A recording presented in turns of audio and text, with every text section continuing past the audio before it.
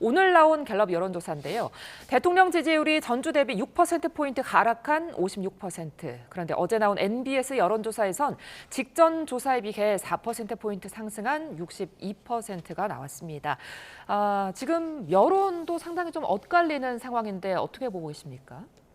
저는 이제 지난번에 한동안 떨어졌다가 다시 그 에이펙 정상회의 과정, 그리고 그 전에 한미 간의 관세 협상 이런 것들 때문에 사실 이재명 대통령에 대한 지지도가 많이 올랐었는데 다시 이제 그게 외교적 어떤 그 컨벤션 효과의 약효가 떨어져서 다시 원인이 된 것이 아닌가 이렇게 생각하고요.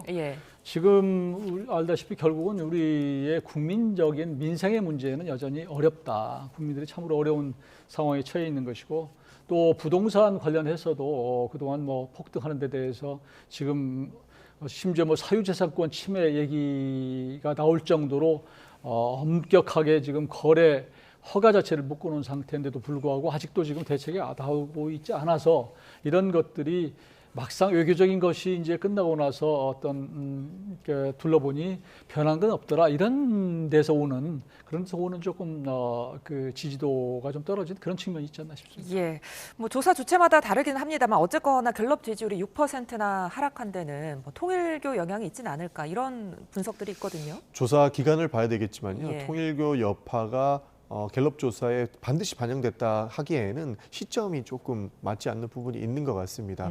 사실상 민주당 인사를 거론된 통일교 게이트는 해봐야 2, 3일 전에 나오지 않았습니까? 그러나 갤럽 조사는 오랜 기간, 그러니까 일주일 전부터 조사를 담보하고 있기 때문에 지금 이 수치만 가지고 통일교 게이트와 관련된 내용들이 대통령 지지율에 영향을 미쳤다 보기에는 어렵다는 말씀을 드리고요.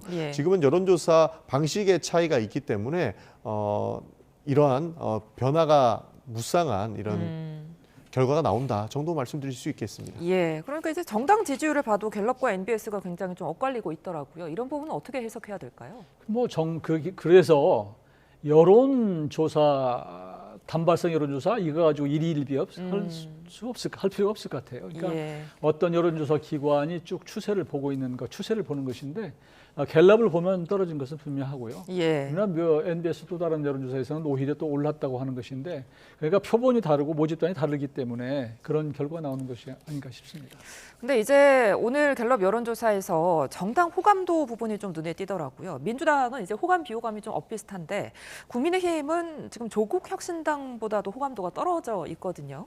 내년 지방선거를 앞두고 이 부분을 좀 봐야 되지 않을까 싶은데요. 누가 봐도 지금은 비호감도가 높을 수밖에 없는 상황 아닙니까? 국회 전국을 봐도 59건의 필리버스터를 한다고 하는데 그 59일 동안 국회를 지키고 있는 사람이 몇 명이나 될까요? 그 모습을 국민들께서 다 지켜보고 있다고 생각을 하고요. 장동혁 대표 것만 하더라도 아직까지 윤석열 전 대통령을 못 버린 듯한 모습을 보이고 있습니다. 그 모습을 보고 어떠한 국민들이 호감의 표시를 해줄 수 있겠습니까? 그런 측면에서 장동혁 지도부의 평가가 이렇게 나온 만큼 아마 지방선거 전에 변화를 지켜볼 필요가 있다라고 보고 있습니다.